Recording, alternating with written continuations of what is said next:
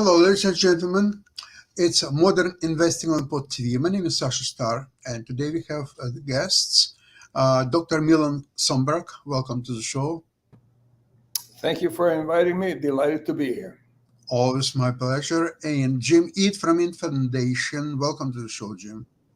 Thank you, Sasha. Happy New Year to both of you. Happy New Year to all of you. And we'll start with the Wednesday is a negative day today, right? Yes. And that's because Monday was holiday. So we are looking at second trade of the week. Okay. So maybe tomorrow it will be better, or even later on today. Depends on what the Fed will say at 2 o'clock. They seem to have scheduled meeting, and so they will say something. In the meantime, market is in a serious downward pressure, and we'll see how it will be resolved. It will be resolved. The only thing is how quickly without that. Milan, what's your observation? How you're doing on the market? Well, either J.P. Morgan or J.D. Rockefeller or somebody else is credited with a statement. When somebody asked them, what will the market do? They said, it will fluctuate. Now, that's an absolutely accurate and a totally useless piece of information. So in 2023, the U.S. market, as measured by SPY, which is an exchange-traded fund which tracks the S&P 500, rose 23%. Now, Gerald Loeb, who was the most quoted man on Wall Street until Warren Buffett came along, said, put all your eggs in one basket, but watch that basket. So people who listen to Gerald Loeb and put all their money into SPY, that is into the American economy, that's what they're doing when they purchase SPY, did very well, really. The market rose 24% last year. Now, on average, the U.S. market has gained approximately 10% annually, not inflation adjusted. So when it rises 24% in 1 year, sooner or later it's going to revert to make that adjustment that will equal it out to 10% annually. So investors who listened to Gerald Loeb in 2023 did very well indeed. Now, can the market continue to rise?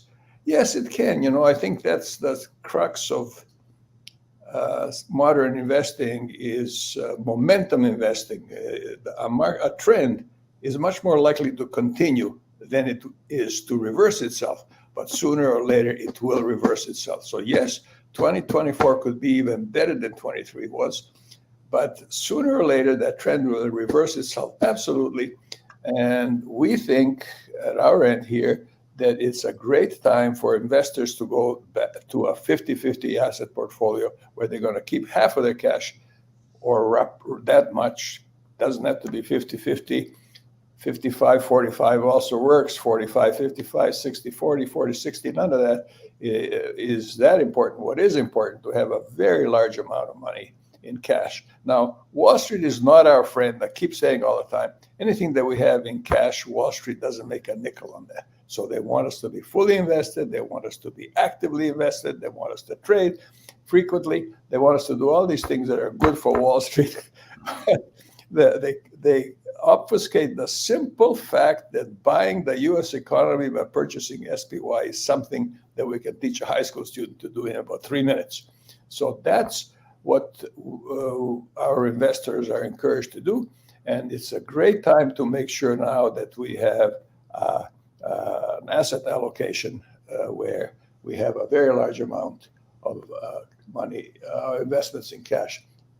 David Svensson, who ran the Yale Endowment Fund, the most successful endowment fund of any university, stated that asset allocation accounts for the largest share of portfolio returns. Security selection and timing the market makes no material contribution to returns. So we are recommending to get back into a 50-50 asset allocation position. And yes, the market might go up some more, although today it didn't. And Sasha explained why today is not really because of Monday holiday. But and you know what did I make a note over here? Is that investors should be paying attention to long-term results and not short-term, even though we're constantly looking at short-term. We could totally ignore short-term. Long-term results based on history, investing in the American market will do very well. So, a couple of things. You're mentioning that from your asset allocation, your portion, which is cash, Wall Street doesn't make any money on it. Do you? Do you make any money of your cash? no, but history shows that very little. Well, yeah, banks pay some kind of return, but very little. You can ignore it. But no, we don't make any meaningful amount of money on our cash. But what it does is puts us in a position to buy the market when it's cheap. What happens when the market drops, what happens, people are running for the doors. The same kind of people that drive all over town to get a loaf of bread for a few cents less. When the market, they're leaving. The loaf of bread, which will be a few cents cheaper, it will still have some value left. It's not going to be a loaf of bread. What does it cost now? Let's say $1, okay, and it's now available at 75 cents. You know well that it's not going to go to 50 cents, 25 cents, or 5 cents a loaf of bread. It's not going to happen. Yeah. Now, with the stocks, you know, and Jim knows, and I know, that can go to eternity. It can go to zero. Although that happens, sure. I had one stock which went actually below zero. It went to minus. What happened? It was a company trading on Toronto Stock Exchange. I forgot now the name. I think it will come back. There were warrants. And those warrants, they stock was trading, say, at $22, $23 a share, and the warrants were at $15 a share. They were trading very actively, but there was a small print and said that warrant obliges the owner of the warrant to actually exercise it and buy shares. So when shares crashed from $22, $23 to $5, and warrant was $15, so obviously they were negative. But because of the caveat that they still had to exercise these warrants into shares, that means that each warrant was worth minus $10. You lost more than 100% of your investment. People who did that lost more than 100% of their investment. It takes special talent. Yes. To lose more than 100% of your investment. It is. That's the only stories that I know with a minus price. And I never heard about anything like that. But that one, it happened in the late 90s in Toronto Stock Exchange. And the name is a well-known name. I'm just forgotten. It's I think it was a BTB Price. If you know, Jim, Milan, I think you've heard about that company. Right, yeah. Anyway, that happened. So now, Jim, I would like to ask you how you're faring in this market and what's your strategy? Well, you know, the market was going up, and so I was watching my stocks in green, and this year so far it's been red. So as Milan was saying, I was looking at it as a buying opportunity, and I pulled the trigger on something that I've been watching for a while, which is Intel. You know, I've been very, very interested in the semiconductor markets because I think it's a matter of national security that we bring home the manufacturing of chips. And we had talked about NVIDIA, we talked about Taiwan Semiconductors in the past, and I had thought Intel had been passed in both lanes, but I have been reading up on them, and they have really invested in programmable chips, which I think is absolutely what the future requires, so that you don't have to wait for a manufacturer to manufacture a special chip for you. You can program the chips. And they're also involved in AI as well. They've redoubled and really seriously invested in, and they may even spin off a company, a separate company dedicated to the AI, so that they will be competing more in the NVIDIA field, which NVIDIA is dominant in right now. But the programmable chips, I think, is the future, and Intel's investment in this has been significant. And they're also they have been very, I think, fairly depressed in terms of their stock price. So they're much cheaper than, say, Taiwan Semiconductor or NVIDIA. So I just today purchased 200 shares, and I will be tracking that because I think that 200 shares is not a big part of my portfolio at all. But I'm just curious, and I want to. Part of the entertainment in my fund portfolio for me is to think that I know what's going on in the future, the immediate future, and to place my bets accordingly and then track them. It's entertainment to me. And so now I think Intel, which has been kind of a sad sister of the semiconductor industry, the sector of the semiconductors, is poised to make a return. And so I'm putting a bet on my own thinking. Well, here's an interesting aside. Quite apart from what you're saying there. One of the founders of Intel Corporation is Andrew Grove, who was a Hungarian Jew, and Hungarians made it very unpleasant for Jews to exist in Hungary then. So Andrew Grove left, founded Intel Corporation. Intel Corporation income for any 1 year in the last decade or so was greater than the gross national product of Hungary. So they kicked out the wrong person. So, but carry on with absolutely. Absolutely. No, that's a good story, and it's absolutely true. And we know that in the chess world as well. Yeah. Don't screw the Jews. Okay? Thinking of Susan Polgar and all Polgar sisters. All the Polgar sisters. Incredibly talented. Now I've done a couple of new positions as well, and actually yesterday I initiated Moderna stock in. It's kind of risky situation for sure. However, again, what attracted me, beside other things, fundamentals and so on, it's also the premium paid on options. For example, yesterday I sold 2 puts, cash-covered puts, and believe it or not, for February 2nd of February, it's my mistake. February 16th. 115 puts. I got $10 for each put. So we're talking about $20. It's basically $2,000 the way I understand it. And we'll see if it will be. The stock is trading around 112 and so. So it's not too far away from 115. And for me to be worried, Moderna has to go down to 105. Whether it's possible or not, of course, everything is possible. But I think it has better chances to go north of 115, which would allow me to keep the premiums for this puts. The stock did pretty well in the fourth quarter, did it? Yeah.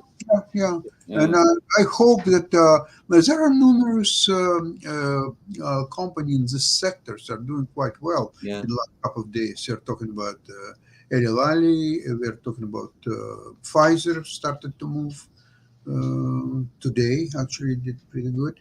Pfizer pays dividends, same as Eli Lilly. And Bristol Myers Squibb is being... So kind of I'm trying to emphasize some other sectors rather than semiconductors, whether NVIDIA. And of course I have CIBC, it's a Canadian bank. I have Enbridge, my exposure to energy. So I think portfolio is pretty balanced. Now, I've initiated a lot of positions late last year. I didn't want to, not to recommend them. I was not sure myself how they will perform. So I consider that very risky positions. However, so far they're paying off quite well. I'm talking about, for example, and I found them by fluke. I was looking at NVIDIA, and I noticed when I typed NVD, there was also, beside A, there was also Y. And I started to get curious, what means NVDY? And I discovered that NVDY actually it's an ETF that tracks NVIDIA strategy of selling covered calls. Yeah. And thinking that the premium for both calls and puts is quite tremendous on NVIDIA, I decided to at least give it a try. I just bought 1,000 shares of that, and it pays monthly dividends, and in some cases it's equal to 50, even 60 percent annual return. I was curious. I added many more shares to NVDY. And then I also ventured into TSLY, same strategy on Tesla. And then I added, Coinbase, and they have CONY, also same option income strategy ETF, but only on Coinbase. So I have now three of those, and their next report will be on January 6th. Sasha, Wow. interestingly, when David Svensson said that individual stock selection makes no material contribution to portfolio performance, he wasn't taking into account market wizards like you are, because you seem to have done very well picking individual stocks which make no material contribution to portfolio performance, according to David Svensson, who is a highly regarded, highly respected money manager, now passed. But what we recommend to our members, we have about 300 members in Monday Morning Millionaire, we recommend that they have a core portfolio which simply tracks the US market as a whole. And then if they want to, they can have a fund portfolio in which they can pick stocks and do whatever else they want to do. But we recommend that they don't track the performance of their fund portfolio, because it is very unlikely to equal their core portfolio, which is simply owning the American market as a whole. You know, the high interest rates, house prices have dropped significantly. In the town where I live, Collingwood, Ontario, they've dropped more than 30% in the last 1 year, a third. Toronto has dropped in value. House prices everywhere, with the interest rates being what they are. What do you expect to happen? So that individual stock selection can be fun for a lot of people, but make sure that it's of a size that if you lose it all, you don't wind up buying cat food. You know, to me, the fun is synonymous with making money. Yeah, more fun than losing money. Yeah. I'll tell you one thing, that what you just said, that the profits in the fund portfolio cannot exceed your profits in the core portfolio. My core portfolio generated 11% for last year. Hold it. Your core portfolio generated 11% last year when the market went up 24%? Yeah, that's right. Because my dividend-paying stocks, tobacco stocks, mainly BTI, British American Tobacco, and the Altria Group, they went down. Not much, but still down. However, I was well compensated by dividends, which are almost 10% on Altria and 9%. Now, what you say, dear Sasha, totally makes sense. Your core portfolio went down because you did not buy SPY, which is the American economy as a whole. It was gone up 24%. I'll tell you one thing, that first of all, these stocks in previous years, when it was almost zero interest rates, the stocks which were paying at that time not 10%, but 6.5%, 7%. Yeah. They went up significantly. Ultra, which is Yeah. today $41 a share, it was trading at $60 a share at the time. It was paying less dividends in percentage wise, but still. Anyway, both stocks are continuing. I have some other stocks. Those stocks fare better. So after all, I had plus 11%. My fund portfolio then generated 275%. So in my situation is a great deviation from what you're just saying. And I'm not doing anything illegal. I'm not using drugs or anything like this. Steroids. I'm doing 100% legal things. Mark, Yeah, I go just ahead. had a quick hey there. I just had a quick question for both of you based on what I was listening to and everything. But Milan, you were talking about the real estate market, and I have just heard recently that the real estate market here in North Carolina and in other parts of the South has definitely increased, and it definitely seems like it is a better market and all along those lines. So I was just wondering y'all's thoughts around real estate as an investment and everything. And then I had a question for you, Sasha, as well. But I'm just wondering your thoughts around real estate as an investment, because I'm hearing good news that it is a market that is definitely able to get a house easier than it was several years back, not just in Canada, but here in the United States as well. I just wanted y'all's thoughts around real estate as an investment opportunity. There's a system of tracking that tracks 20 communities in the United States, not in Canada, and shows their market performance, and has done that over quite a long period of time. And it shows that on average, that index has done about half as well as the US stock market has. Yes, there are areas that have done better than expected, such as North Carolina you're talking about. Mhm. But for every North Carolina, there's a Detroit, which had terrible returns. And so on average, the real estate has done as well, half as well as the US market has. Cool. And the question I have for you, Sasha, and everything, because you mentioned it earlier, and I have heard, because in studying the news, as you know, I have to do for World Edition and other shows, that there has been an increase and of different waves of COVID and all along those lines. So I'm wondering if those companies that you're investing in won't be spiking up because of that, because I've heard that there is even some hospitals that are going back to the mask rule, and there are other things that are taking place as well. So I'm just wondering, will Pfizer and Moderna and others be a solid investment, because apparently there is in the early part of 2024, a spike in cases in coronavirus and all along those lines. But I was just wondering your take on that as an investment because of what's going on in the health industry. I'm not convinced so much about either Moderna or Pfizer. They were beaten up in the last couple of years. I don't think that their vaccine selling will be a great point, although I could be mistaken. If I'm wrong, then it's better for me, because Moderna then could move back to wherever it was, $400 a share or so. I don't need actually that huge move. All I need is to be above 115 by whatever is 12th of February or something. I forgot my date, 16th of February.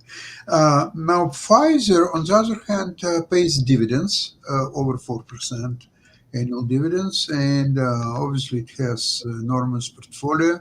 Some of its drugs are becoming generic, but they have some other drugs to replace it. So I'm more convinced of Pfizer, but to make money in a short term, I think Moderna provides a better choice. It's more volatile, it has more premiums on both options, puts and calls. So for my strategy, Moderna is better, more effective than Pfizer. Yes, Jim. Yeah, I was thinking the two things, like the Moderna question and real estate. First, the Moderna, it's been raised just recently to outperform. And one of the reasons is they're going beyond COVID. And so one of the other things that's really been hitting California, and I'm not sure, I think it's the rest of the country as well, is this RSV. And Right. Moderna's on that as well, and just influenza. So Moderna is looking to have, I think, and expand to treating like 5 drugs that are going to be in demand. So I think it is a good stock to own right now. It's not my area of expertise, so I don't participate in it.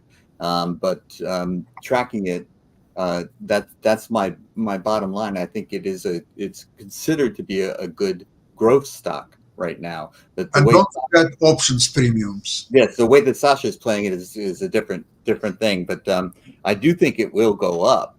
And the real estate question is very interesting to me because there is risk involved in real estate, of course. But I think it's the first investment that you should make. Now, I say that, but I had to make investments. I had to make my money in the market in order to afford to put down down payment on my first home. So it's, I don't know which the hen or the egg came first there, but I thought because even if things go south, if the price goes down, you can still live in it. And this is the thing that I think makes real estate the most sensible investment. And then when you can, James, the Swiss would not agree with you. On average, the average Swiss citizen is worth about double what the American Canadian citizen is worth, and they do not own their homes; they rent. Most Swiss rent. So if it is working for them, maybe we should take a closer look at that too. well, rent is something that I wanted to avoid. I sweated rent when I was first starting in my career. Right. Like living paycheck to paycheck.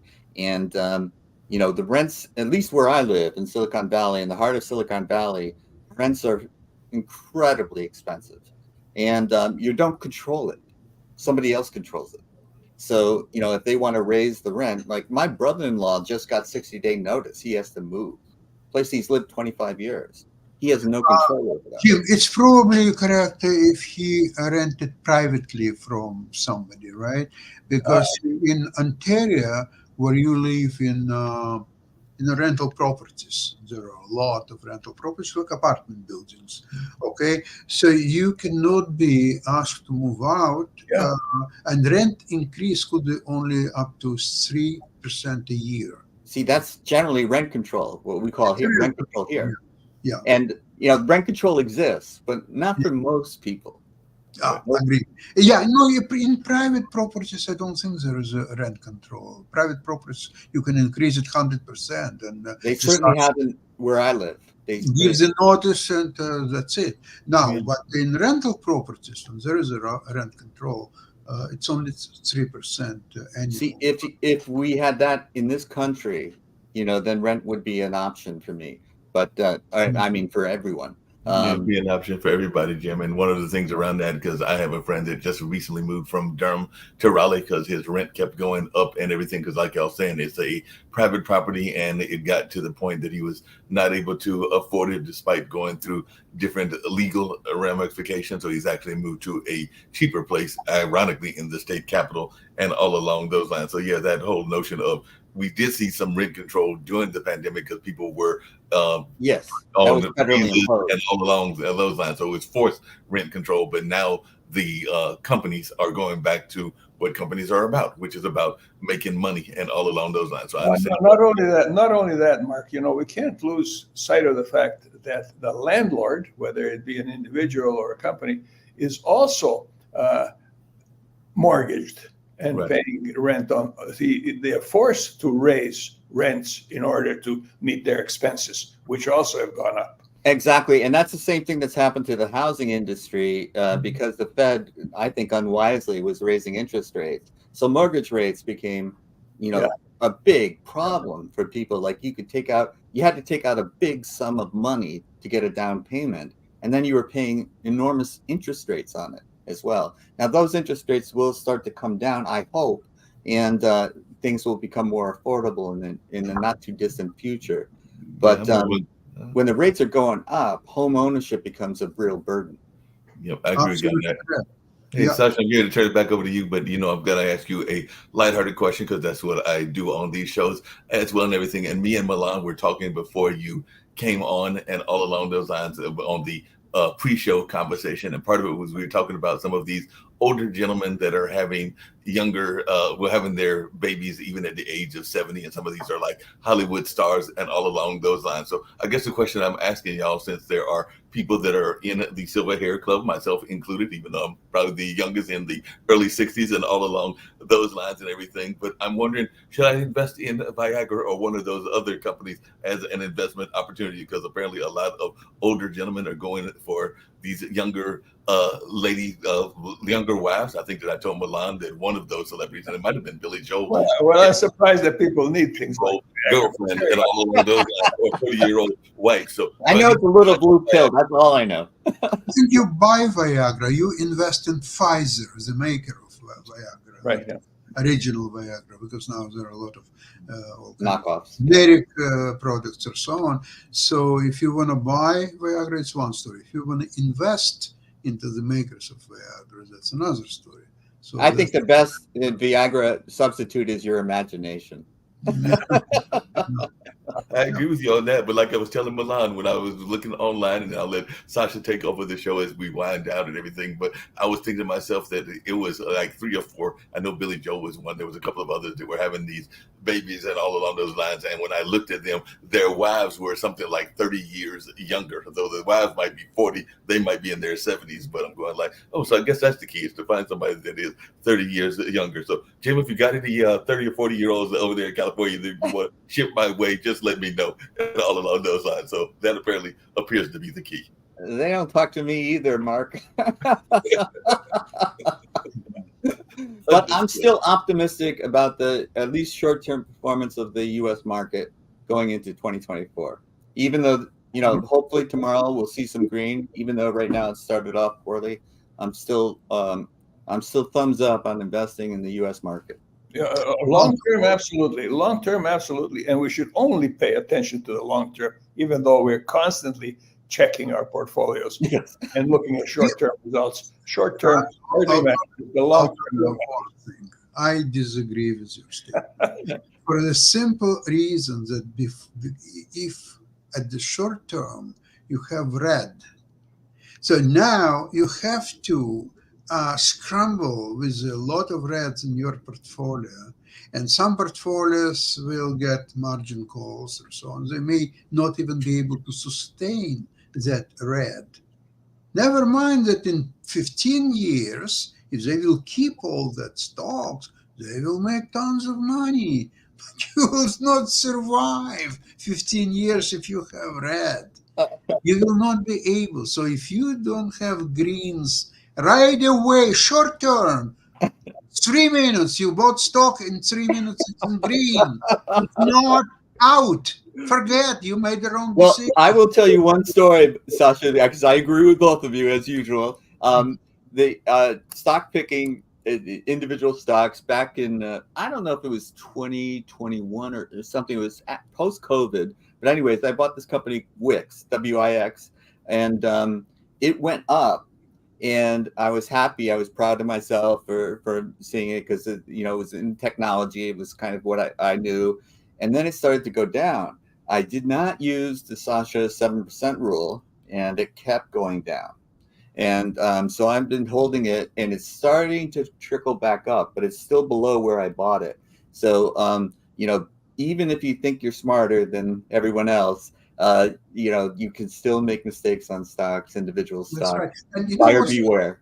And Jim, you know what's frustrating about things when stock moves down and you're waiting out until it will recover, that sometimes it will take 3, 4, whatever years, and you are sitting on a dead money. You're losing a good opportunity. Your 7% rule makes more sense to me. I've learned that from you, Sasha. You just jump to another stock. Okay, so you lost a little bit here, so you jump to something else, and at least you have a fighting chance. When you're sitting there and you know how it goes, it has to go down. It has to wait for capitulation. People have to get rid of the stock regardless, even if it's half a penny still. Sell.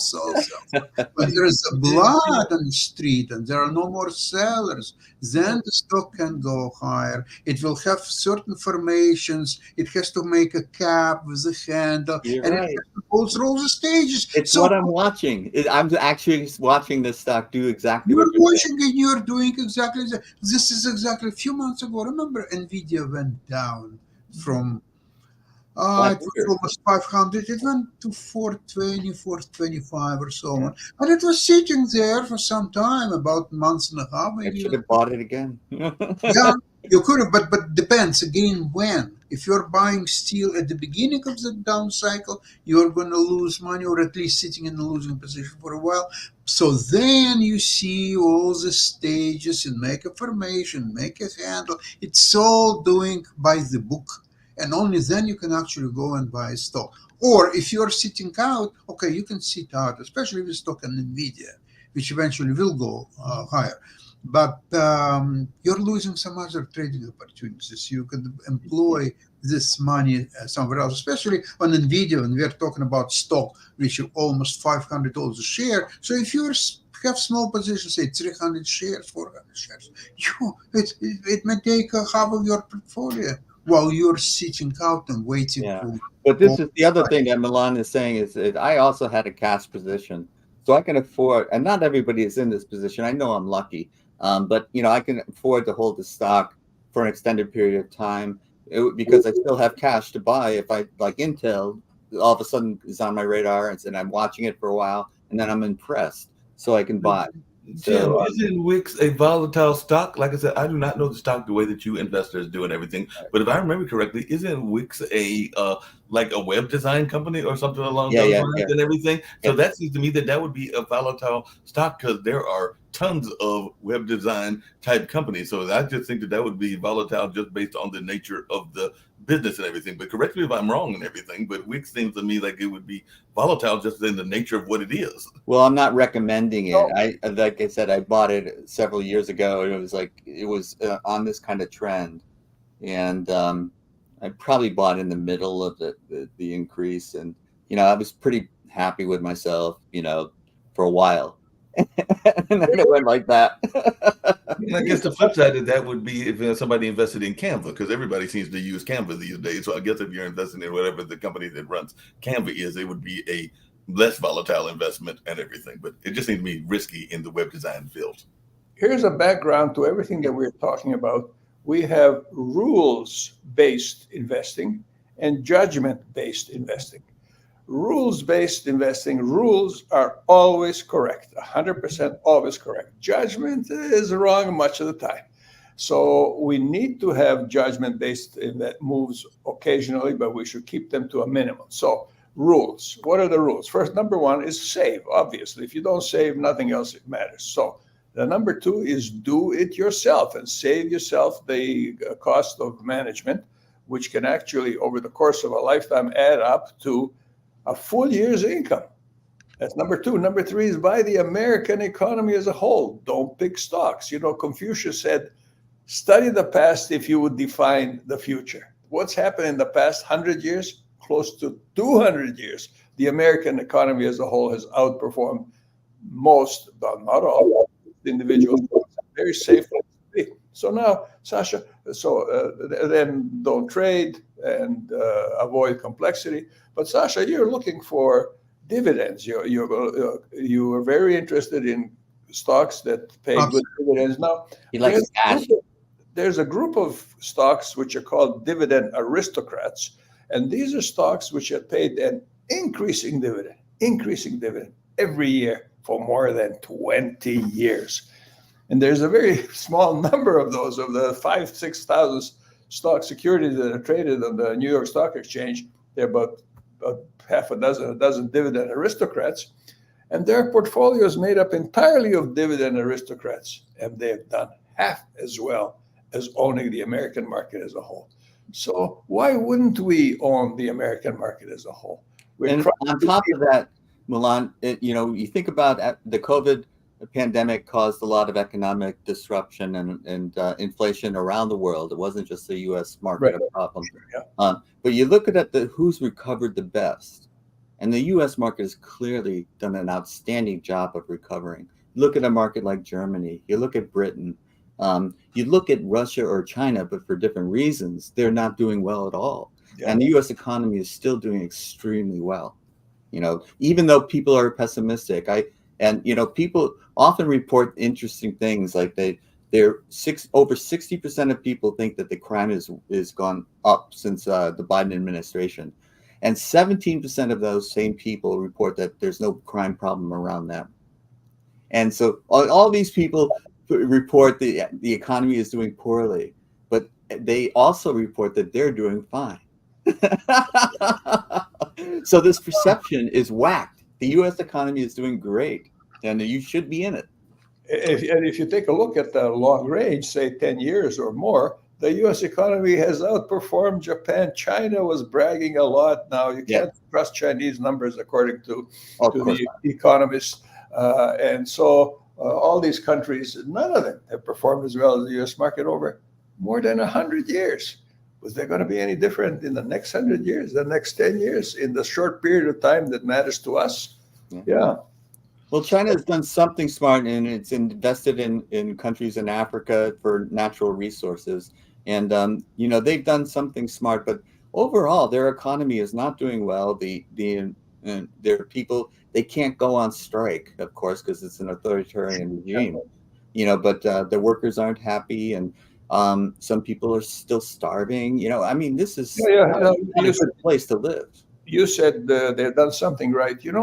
That the town of Athens owns a port called Piraeus, and that port Athens isn't on the ocean, but so Piraeus, of course, is, and half of it is owned by the Chinese, and the Chinese half you can eat off the streets, spotless. The Greek half, not so at all. Uh-huh. So they're doing something right. Yes, and they're still probably the second best economy. But second second largest. I think we overvalue what some of the other places. The grass is always greener, kind of thing. But living in the United States is still a terrific opportunity for so many. And people that are doing startups are still thriving. Companies are getting record profits. It's just not as bad as people think it is. And the grass looks greener on the other side of the fence, doesn't it? It always just seems to be that true. Yeah. I would like to challenge you, and I will take some time to prepare, and you can do the same thing. Prepare your return, because it's very easy to see on Yahoo Finance. You don't need any special access. You don't need anything. On Yahoo Finance, let's see, the most practical is 5 years return. See 5 years return on S&P 500 and compare it to S&P return, to 5 years return on all Magnificent Seven stocks. Oh, yeah. Pick up any of them. And then tell me, what do you think about it? Okay, with that, I would like to offer you, first of all, thanks for today's program, and have a very successful week, and see you same place, same time next week. Thank you, Sasha. Thank you all. Bye-bye. The best for 24. Yeah, thanks.